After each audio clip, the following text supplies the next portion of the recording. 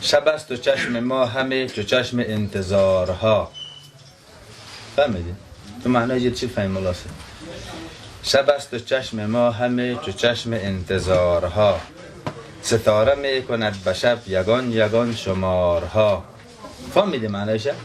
فهمیدم. طرف چی که سر میکنیم شماره چی که اصل مطلبش چیست؟ شمار کرده میریم ستاره را. نه، ستاره می کند به شب یگان یگان شمارها. ز اشک شسته دامنم ز آه پر ز سوز و درد. نشسته بسترم چنین به دامن شرارها. خزف گوهر شود اگر به آب همتم رسد. چو باغ پردرخت که در حلول نوبهارها. هنگام وقتی که میگه که چیز است چه نام داره امی قطره باران برد درون صدف به گوهر تبدیل میشه. میگه همت من قدر بلند است که اگه می خزف یک چیزی به مقدارم به همت من نزدیک شوه مثل عزیز خزف مثل عزیز که آمو گوهر میشه.